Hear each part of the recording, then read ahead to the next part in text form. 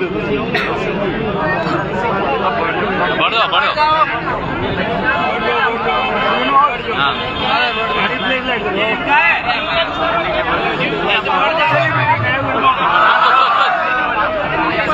साथ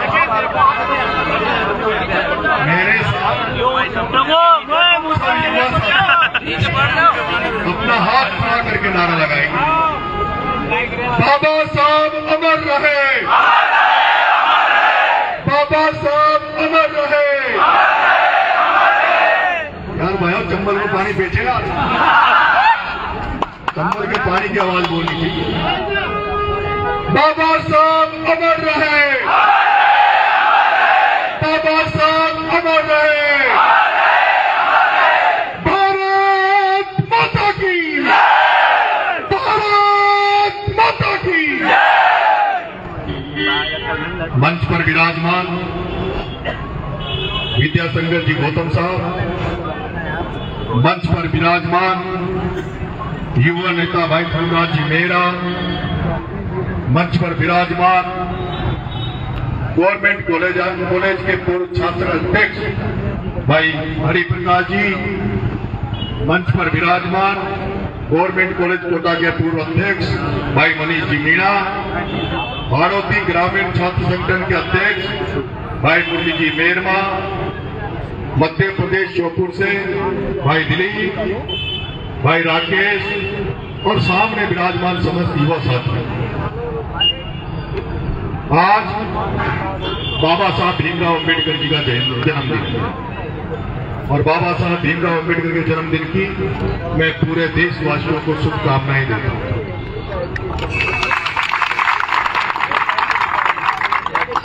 मेरे प्यारे युवा साथियों, देश की आजादी की लड़ाई चल रही थी और भगत सिंह को फांसी अनाउंस हो गई थी कि भगत सिंह को 23 मार्च को फांसी दी जाएगी। उनके परिजनों को एक मौका दिया गया कि आप फांसी के पहले उनके मां और पिता भगत सिंह से मिल सकते हैं। उस समय के तात्कालिक नेताओं ने कहा कि अगर भगत सिंह राजी हो जाए तो उसे समझाओ, वो सरकारी गवाह बन जाए, उसकी फांसी की जो सजा है उसको माफ कर देंगे। मेरे युवा साथियों, जब भगत सिंह की मां, जब भगत सिंह को फांसी होने वाली थी, उसके चंद समय पहले जब मां भगत सिंह से मिलने जाती है और मां उस भगत सिंह को समझाती है, कहती है कि बेटे, जैसे हर मां चाहती है कि उसका बेटा घोड़ी पे बैठे, दूल्हा बने, दुल्हन आए, बच्चे हों, बच्चों को खिलाए, मेरा भी सपना, मैं भी तेरी मां हूं। मैं चाहती हूं तू सरकारी गवाह बन जा, तेरी माफी माफ हो जाएगी, फांसी माफ हो जाएगी। मैं तेरी शादी करना चाहती हूं, तेरे बच्चों को देखना चाहती हूं। तो मेरे युवा साथियों, जो भगत सिंह ने जो जवाब अपनी मां को दिया, उस जवाब को मैं आपको बताना चाहता हूं। भगत सिंह ने अपनी मां से कहा कि है मेरी मां, है मेरी मां, चांद अगर अड़ जाए अपनी जिद पर दौड़ना बहुत जरूरी है। चांद अगर अड़ जाए अपनी जिद पर दौड़ना बहुत जरूरी है। क्रांति के इस काल में क्रांति की भाषा पढ़नी बहुत जरूरी है। मेरी मां, है मेरी मां, चांद अगर अड़ जाए अपनी जिद पर दौड़ना बहुत जरूरी है। क्रांति के इस काल में क्रांति की भाषा बोलना बहुत जरूरी है। और है मेरी मां इस भारत मां की, है मेरी मां इस भारत मां की गुलामी की जंजीरों को तोड़ना है तो आपके बेटे भगत सिंह को फांसी पे चढ़ना बहुत जरूरी है। और मेरा भाई वो 23 साल का युवा इसीलिए फांसी पे चढ़ा क्योंकि वो उसको पता था कि देश की आजादी के लिए वर्षों निकल गए, सैकड़ों साल निकल गए और इस देश में जो क्रांति आनी चाहिए, जो चेतना आनी चाहिए, वो नहीं आ रही है। ऐसे समय में किसी को कुर्बानी देनी पड़ेगी और देश में इस देश की जनता, इस देश की आम जनता चाहता कि कोई बड़ी कुर्बानी हो जिससे देश जागृत हो। और वो भगत सिंह समझ रहा था, भगत सिंह जान रहा था कि अब इस देश को आजादी दिलाने का एक ही मेरे पास चारा बचा है, और वो चारा यही है कि इस देश की आजादी के लिए भगत सिंह फांसी पे चढ़ जाए। और आप सब साथियों को पता है, वो भगत सिंह, वो युवा, वो एक बच्चा अपने इस देश की आजादी के लिए अपने दो साथियों सुखदेव और राजगुरु के बाद हंसता हंसता हुआ फांसी के फंदे को मुंह के लगा कर फांसी पे चढ़ गया। वो इस देश की जनता, मेरे भाइयों, वो भगत सिंह, सुखदेव, राजगुरु, वो भगत सिंह, सुखदेव, राजगुरु इस देश को, इस दिन को देखने के लिए फांसी पे नहीं चढ़े थे। वो इसलिए नहीं चढ़े थे कि इस देश में, इस देश को आजादी की लड़ाई लड़ रहे उसमें एक दादा सा नरेंद्र मोदी आ जाएगा, एक हिटलर बनकर अमित शाह आ जाएगा।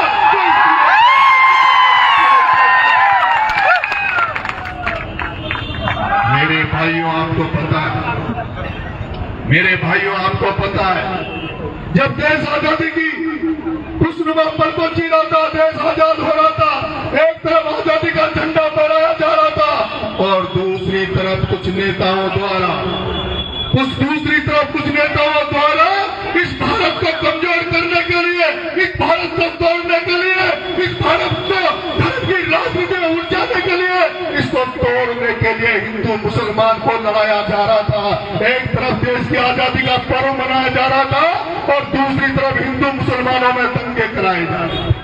और आपको वो दिन भी पता होगा जब हिंदू मुसलमान के देश में दंगे फैल गए, पाकिस्तान भारत के बंटवारे का जहर पूरे देश में फैल गया था, तो जहां कुछ नेता, जो चंद नेता आजादी के मजे लेने के लिए अलग निकल रहे थे, उसी समय इस देश का महात्मा गांधी, उसी समय देश के राष्ट्रपिता महात्मा गांधी ने उस हिंदू मुसलमान के दंगों को खत्म करने के लिए अनशन चालू कर दिया।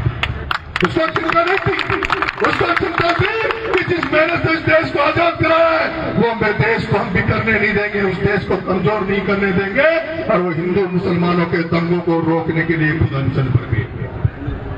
मेरे भाइयों, आज देश कहाँ जा रहा है? ये देश कहाँ जा रहा है? किस तरफ जा रहा है? आज बाबा साहब भीमराव अम्बेडकर का जन्मदिन मनाने हम सब लोग यहाँ इकट्ठे, बाबा साहब भीमराव अम्बेडकर का जन्मदिन मनाने हम इकट्ठे हुए। बाबा साहब भीमराव अम्बेडकर कौन थे? उन्होंने संविधान बनाया, संविधान में जो प्रावधान किए वो किनके लिए किए? मेरे भाइयों, आप सोचो तो सही, वो समय कैसा होगा जब गांव में दलित भाई, जब गांव में पिछड़े भाई कुएं में पानी भरने जाए, उनको पानी नहीं भरने दिया जाए, उन कुओं में जहर डाल दिया जाए। जब दलितों के बच्चे जब स्कूलों में जाए तो उनको स्कूलों में प्रवेश नहीं दिया जाए। जब दलितों के बच्चे जब किसी मंदिर में पूजा करने का मन बनाकर जाए, उनको पूजा नहीं करने दी जाए। जब दलितों के बच्चे जब शादी में उनका मन करे कि जैसे दुनिया, जैसे बाकी लोग घोड़ी पे बैठ के बरातों में जाते हैं, तो आज हमें भी वो मौका मिले, दलित भाई भी घोड़ी पे बैठ कर बरात में निकले। जब उनको घोड़ी पर नहीं बैठने दिया जाता था, आदिवासियों को जंगलों में रहने के लिए मजबूर किया जा रहा था। इस देश में असमानता का वातावरण था और जिस तरह से इस देश को जाति और धर्मों में बांटा जा रहा था, उस समय बाबा साहब भीमराव अम्बेडकर ने एक ऐसा संविधान बनाया जो संविधान सब लोगों के लिए था, सब धर्मों के लिए था। उसमें हर तबके को, हर वर्ग को अधिकार दिए गए, केवल दलित आदिवासियों को अधिकार नहीं दिया गया। इस देश को चलने के लिए, इस देश की कानून व्यवस्था बनाने के लिए जो रास्ता बाबा साहब भीमराव अम्बेडकर ने इस देश को दिया, भारत को दिया, वैसा संविधान वर्ल्ड में नहीं है, संसार में नहीं है। आज समय बदल रहा है, वापिस इस देश को गुलामी की तरफ ले जाया जा रहा है।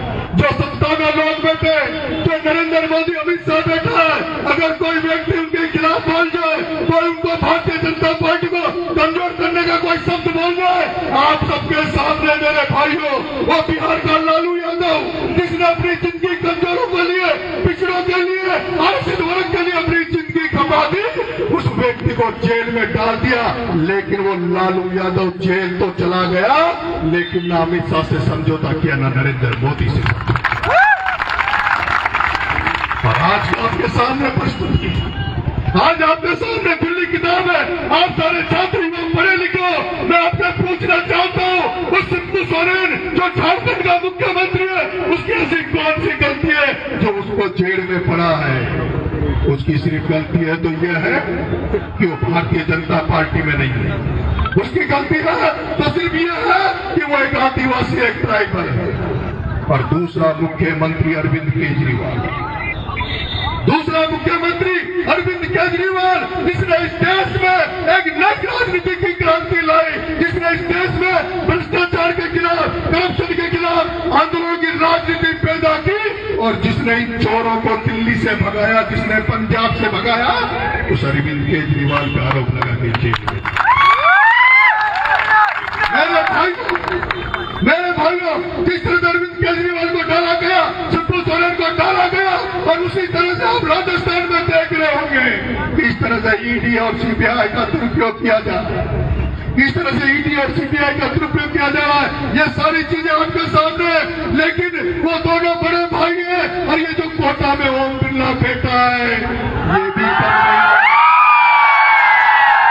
ये जो कोटा में ओम बिरला बैठा, मित्रों, ये भी कम नहीं है। मैं 4-5 दिन से इस कोटा की धरती में घूम रहा हूं, और इसलिए घूम रहा हूं कि जिस तरह से भगत सिंह ने इस देश की आजादी के लिए हंसते हंसते फांसी पे चढ़ गया, इस नरेश मीणा भी इस कोटा की धरती पे बूंदी, झालावाड़, भूतपारा के जो लोग गुलामी में चले गए, जिनको गुलाम बनाना चाहते हैं, जो चंद लोगों ने नेतागिरी में कब्जा कर लिया, उनसे आजादी दिलाने के लिए नरेश मीणा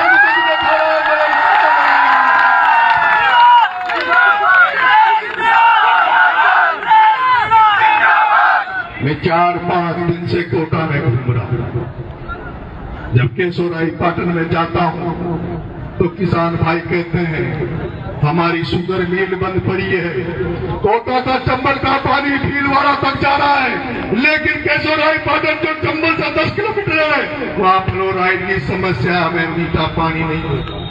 कल रामगंज मंडी गया तो एक बिरला की फैक्ट्री लगी हुई है मोड़क में, वहां युवाओं ने बताया, भाई साहब हम बेरोजगार घूम रहे हैं, हमारे पास नौकरी नहीं है, नौकरी करने बिरला की फैक्ट्री में जाते हैं तो हमें कंपनी 15,000 देती है और ठेकेदार हमें 6,000 रुपए देता है। कोई सुनने वाला नहीं है, क्योंकि बिरला जी दोनों भाई हैं। मेरे प्यारे भाइयों, एक केवल फैक्ट्री के बारे में सुना, एक केवल फैक्ट्री है जो बिरला जी की खुद की फैक्ट्री है, जिसके हालात भी आप सबके सामने। एक भाई की उसमें हाथ पांव कट गए थे, उसने मुआवजा मांगा, इस धरती में आंदोलन भी हुआ। अरे बिरला, तू कंबल बांटता है, तू लोगों की मदद करता है, दिल और दिमाग काम करता है, तो उस आदिवासी बच्चे, उस मीणा के बच्चे को भी तू घर से भी मदद कर सकता। ये मदद नहीं करेगा। मेरे भाइयों, मैं देख रहा हूं कोटा की धरती पर ये ओम बिरला चाहता तो आपके बीच में एयरपोर्ट आ जाता, ये ओम बिरला चाहता तो कोटा में IIT आ जाती, ये ओम बिरला चाहता तो आपके बीच में आ जाती, ये ओम बिरला चाहता तो कोटा में यूनिवर्सिटी खुल जाती।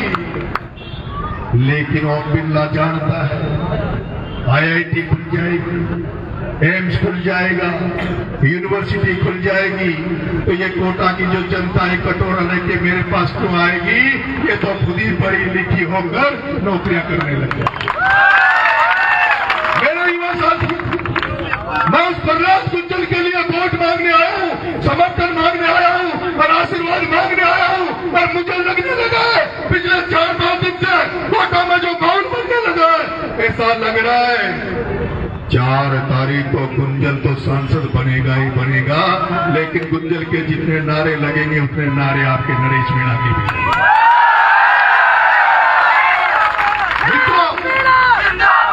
मित्रों, हालांकि की राजनीति बदल रही है, हालांकि की राजनीति बदल रही है, हालांकि जिन लोगों ने राजनीति में कब्जा करके बैठे हैं उनकी नींवें हिल रही है।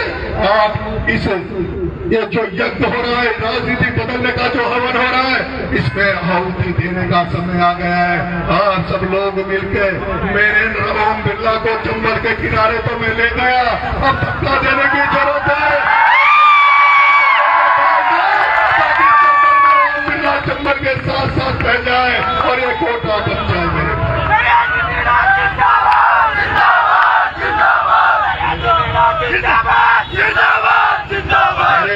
भाइयों, कोटा में लाखों बच्चे कोचिंग करते हैं, कोटा में लाखों बच्चे कोचिंग करते हैं। जिन्होंने मेरा राजनीतिक इतिहास देखा होगा, जिन्होंने मेरी जयपुर में छात्र राजनीति देखी होगी, आप सब जानते हैं कि राजस्थान में जब हमारे छात्रों की छात्रवृत्ति बंद कर दी थी तो आपका भाई नरेश मीणा जयपुर में 7 दिन तक आमरण किया और 7 दिन आमरण करने के बाद आपके इस छोटे से भाई ने राजस्थान सरकार को झुकाया, केंद्र सरकार को झुकाया और बंद हुई छात्रवृत्ति को चालू मैंने करवाया।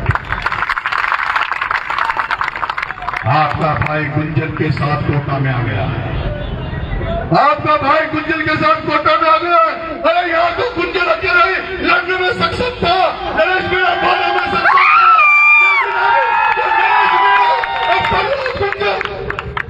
जब नरेश मीणा और प्रहलाद गुंजन, जब दोनों की जोड़ी जब सड़कों पे निकलेगी, जब दोनों की जोड़ी जब छात्रों की फीस माफ कराने के लिए निकलेगी, छात्रों को जो कमरों को किराए पे रहते हैं उस किराए पे सरकार से छात्रवृत्ति दिलाने के लिए जब सड़कों पे निकलेगी, तो बताओ किसी सरकार की औकात है जो हमारी बात नहीं।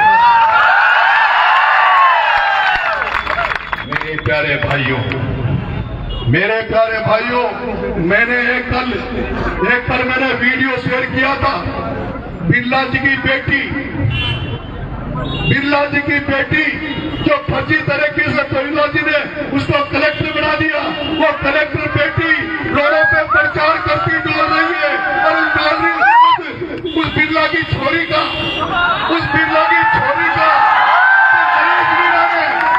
नरेश मीणा ने जो वीडियो डाला प्रचार करते हुए, तो उस वीडियो पे कमेंट देखना मेरी आईडी पे जाके, उस आईडी पे जाके कमेंट देखना। बिरला जी की ना तो जनता में बची है दुकान, सोशल मीडिया पे कोई नाम लेने वाला नहीं बचा। और मैं कह रहा हूं, जब वो कमेंट में देख रहा था तो एक लड़की लिख रही थी जिसका नाम था कुछ छवि अवस्थी, कोई पिंकी, कोई सिंकी, ये पिंकी सिंकी कहां से मेरी आईडी पे आ गई। और जब मैंने उनकी आईडी देखी तो पता लगा पिंकी कलकत्ता से लिख रही है, सिम्मी उड़ीसा से लिख रही है। एक तो गुजरों के कमेंट देखे, मैंने गुजर कहां से आ गए तो बिरला की आईडी पे, तो पता चला कोई पाकिस्तान से कमेंट कर रहा है।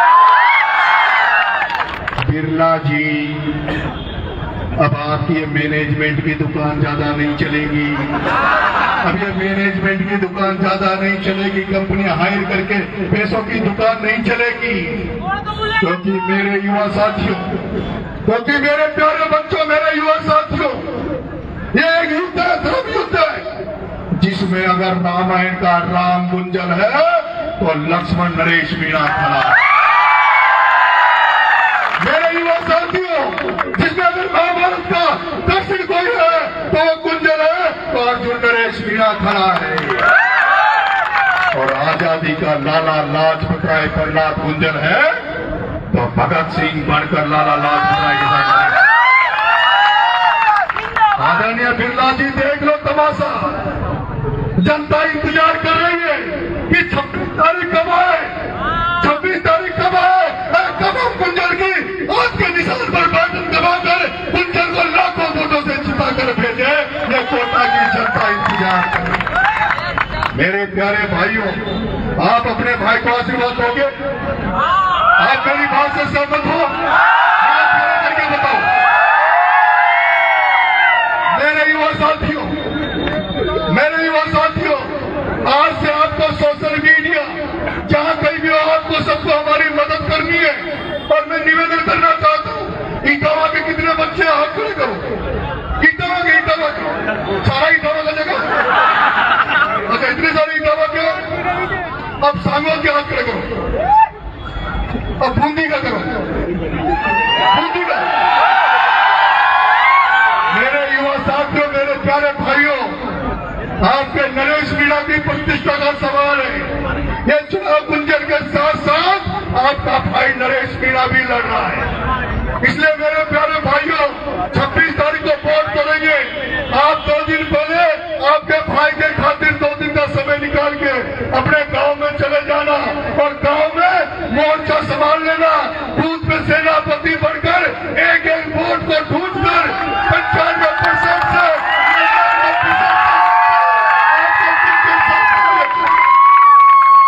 और मैं उनसे भी कहना चाहता हूं, क्योंकि आने वाले समय में कोई हेलीकॉप्टर लेके आएगा, कोई क्या लेके आएगा, पर मुझे पता है कल भी कोई बीजेपी के नेता है पूरी बसें लगाए, गाड़ी लगाए, 200 400 किटा हो रहा माँ का गोटा 30 कोई नहीं, 5 कोई नहीं, फिर भी जनता जनार्दन हमारे बात सुनने के लिए गुंजन के समर्थन में उमड़ रही है। इससे तय हो गया है कि भारत में नई राजनीति उदय होने वाला है। अंतिम समय में मेरे प्यारे भाइयों 2 लाइन के साथ अपनी बात को खत्म करूंगा। हाँ दोस्तों, एक सूचना और मैं आपको देना चाहता हूँ, जो मीडिया बंधु है, जो सोशल मीडिया के जो सुन रहे हैं मेरे प्यारे भाइयों, उनसे मैं कहना चाहता हूँ, एक अभी परिजन का फोन मेरे पास आया, उनका गांव का कौन सा सीनता गांव के एक नर्सिंग हॉस्पिटल में एक बच्चा नौकरी करता है जिसका नाम है आशु शर्मा।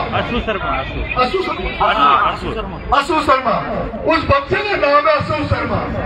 उस आशु शर्मा से गलती हो गई, उस बच्चे ने ओम बिरला के खिलाफ कोई बात सोशल मीडिया पे लिख दी और उस परिजनों ने मुझे फोन किया है कि 2 घंटे पहले उस बच्चे को गिरफ्तार कर लिया, उस आशु शर्मा को गिरफ्तार कर लिया।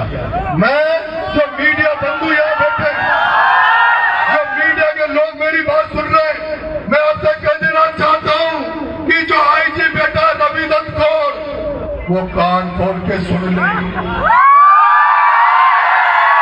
वो जो राजीव दत्ता जो खाकी वर्दी पहनकर जो ओम बिरला की गुलामी कर रहा, जो धमकाने का काम कर रहा है, राजीव दत्ता तू भी सुन ले।